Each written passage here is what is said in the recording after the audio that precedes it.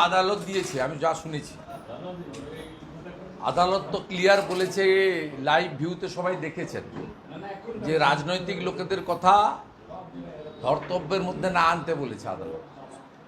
তার মানে পশ্চিমবাংলার রাজনৈতিক নেতৃত্ব কর্তৃত্ব যারা ফলান তাদের বিশ্বাসযোগ্যতাটা নেই, এটা সংবিধানের অন্যতম প্রধান স্তম্ভ জুডিশিয়ারি বলছে।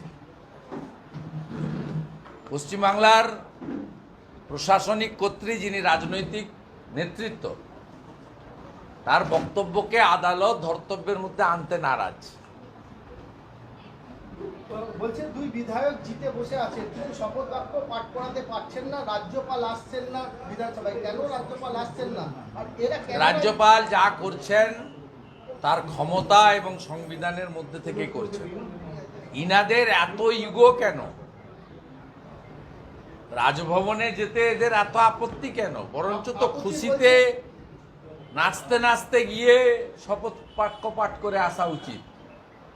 আমরা তো এমএলএ হয়েছি, আমাদের প্রোটেম স্পিকার সুব্রত মুখার্জির কাছে গিয়ে 21 সালে আমাদের শপথ নিতে হয়েছে। আমাদের রাজ্যপাল ডাকলে তো আমরা আগে ছুটে গিয়ে রাজভবন থেকে নিতাম। বলছে ভয় পাচ্ছে রাজভবনে যেতে, বিধায়করা রাজভবনে যেতে ভয় পাচ্ছে, মেয়েরা যেতে ভয় পাচ্ছে। তাহলে মুখ্যমন্ত্রী কেন রাজ্যপালের অ্যাপয়েন্টমেন্ট যিনি করেন রাষ্ট্রপতি মহোদয়ের কাছে এই রাজ্যপালকে প্রত্যাহার করার জন্য লিখছেন না? তারা মুখ্যমন্ত্রী কেন তিনি দেশের প্রধানমন্ত্রীকে লিখছেন না যে পশ্চিমবঙ্গের রাজ্যপালকে অবিলম্বে প্রত্যাহার করা উচিত? তার রাজভবনে যেতে ভয় পাচ্ছে। অন্যরা তো ভয় পায় না, তৃণমূলের এত ভয় কেন? আমাদের তো ঢুকতে গিয়ে আটকে দিয়েছিল। আমরা তো রাজভবনে যেতে চাই সংবিধানের প্রধানের কাছে, বেআইনিভাবে আটকে ছিল। পরে হাইকোর্ট থেকে দুগালে দুটো থাপ্পড় খেয়ে বাধ্য হয়েছে দরজা খুলে দিতে। বলছে হকার উচ্ছেদ আমার লক্ষ্য নয়, নতুন করে হকার বসালে ওটা ঠেলায় না পড়লে বিড়াল গাছে ওঠে। বলছে পুলিশ যদি হকার বসে সেক্ষেত্রে তাকে গ্রেফতার করা হবে। ওটা হচ্ছে আঙ্গুর ফল টক। কাল সারাদিন ধরে লোকের চোখের জল দেখিয়েছে। মমতা ব্যানার্জি ভীত, আতঙ্কিত, সন্ত্রস্ত হয়েছেন। আর আমরা ভারতীয় জনতা পার্টির পক্ষ থেকে এবং আমি বিরোধী দলনেতা হিসেবে বলেছিলাম প্রতিবাদ হবে, প্রতিরোধ হবে। আপনি বলেছেন সরকারি জমি উদ্ধার করবেন, আপনার লোকেরা গরিব মানুষের পেটে লাথি মেরে হকার উচ্ছেদের নামে মানবাধিকার লঙ্ঘিত করছেন। আমরা চাই ফুটপাত দখলমুক্ত হোক, আমরা চাই নগরায়ন সুন্দরভাবে গড়ে উঠুক, কিন্তু কারোর পেটে লাথি মেরে নয়। আপনি এসওপি তৈরি করুন, আপনি যথোপযুক্ত সময় দিন, আপনি বিকল্প ব্যবস্থা করুন। আপনি বারে বারে বলেন যে আমি 1.5 কোটি চাকরি দিয়েছি, তালিকা চাইলে দিতে পারেন না। আপনি 200% কাজ করেছেন, ভর্তি কাজ করেছেন বলেন আমার সময়। তা আপনি সব হকারকে একটা করে চাকরি দিয়ে দেন, তারপরে তুলে দেন না। আমরা তো হকার জবরদখলের কথা বলছি না। বিজেপি বলছে পেটে লাথি মারবেন না। আপনার রাজ্যে শিল্প নেই, আপনার রাজ্যে চাকরি নেই, ওবিসি রায় নিয়ে আপনি যে জটিলতা করে দিয়েছেন, তাতে আগামী কয়েক বছর পশ্চিমবঙ্গে আর একটা রিক্রুটমেন্ট হবে না, একটা রিক্রুটমেন্ট হবে না। তার কারণ সংবিধানের বাইরে গিয়ে আপনি ওবিসি রিজার্ভেশন দিয়েছেন ভোট ব্যাংকের জন্য।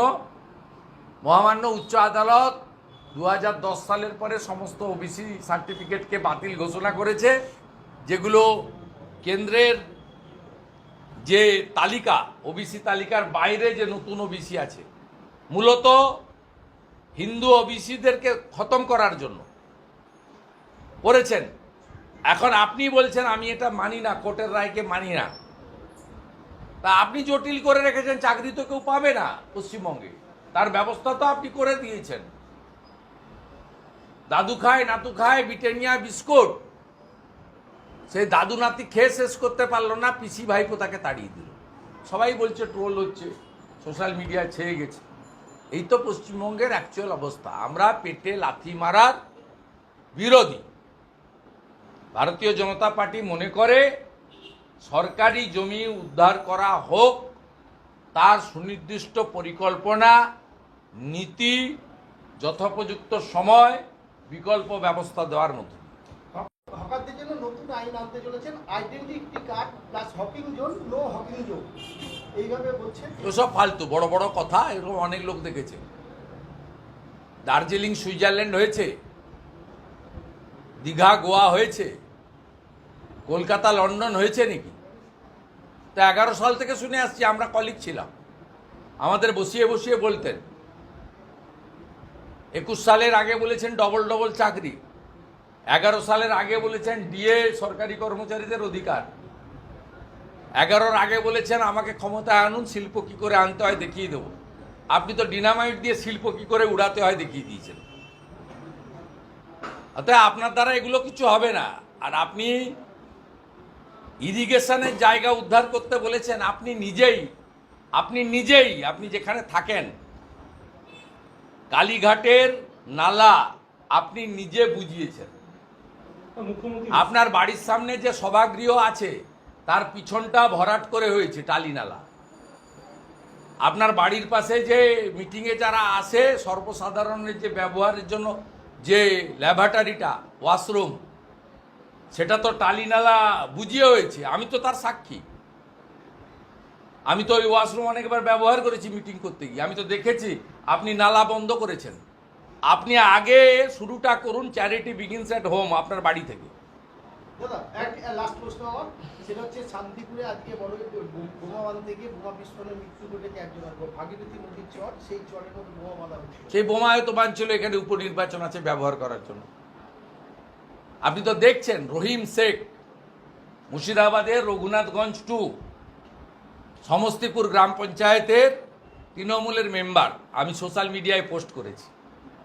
জল আর রাস্তার দাবিতে পঞ্চায়েত ঘেরাও করতে এসেছিল জনগণ, 2 হাতে 2টো পেটো নিয়ে ছুটতে ছুটতে যাচ্ছে রহিম শেখ, বোম ফাটাতে ফাটাতে পাবলিককে ডিসপার্স করার জন্য। গোটা রাজ্যটাকে যৌতুকগৃহ করেছে।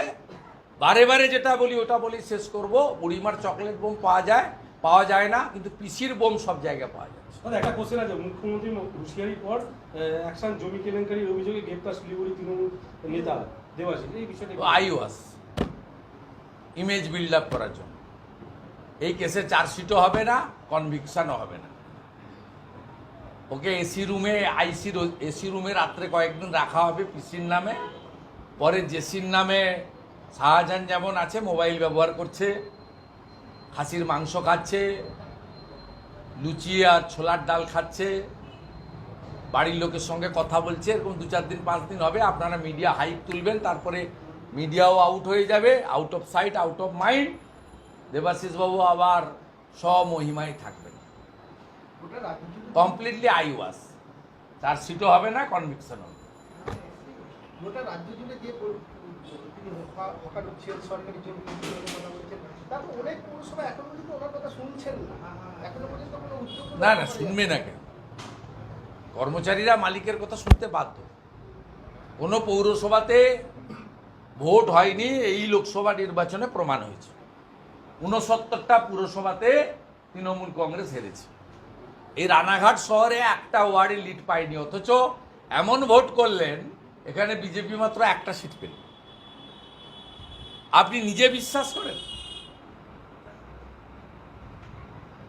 কোনো ইভিএমে ভিভিপ্যাট ছিল না, এসডিওদের দিয়ে সব ইভিএম চেঞ্জ করে ছাপ্পা মেরে এলাকা দখল করে ভোট করেছেন। আসল ভোটের প্রতিফলন তো এটা হয়েছে। তাই এখন যারা আছে তারা পিসির আশীর্বাদে পৌরপ্রধান, তারা কার্যত কর্মচারী, মালিকের কথা তারা শুনতে বাধ্য। না শুনলে পুলিশকে দিয়ে করবে, অসুবিধা কী আছে? ওনার পার্টি এবং দল সরকার তো পুলিশই চালাচ্ছে। পুলিশ তো সিআরপিসি আইপিসি মেনে কাজ করে না। আইন শৃঙ্খলা রক্ষা করার কাজ, মাফিয়াদের জব্দ করার কাজ, বোমা বন্দুক উদ্ধার করার কাজ, রোহিঙ্গাদের বাংলাদেশ থেকে আসা ঠেকানোর কাজ, এই কাজ তো পুলিশ করে না। পুলিশ ভোটের কাজ করে তৃণমূলের, আর রাস্তায় দাঁড়িয়ে গাড়ি থেকে টাকা তোলে। চলুন।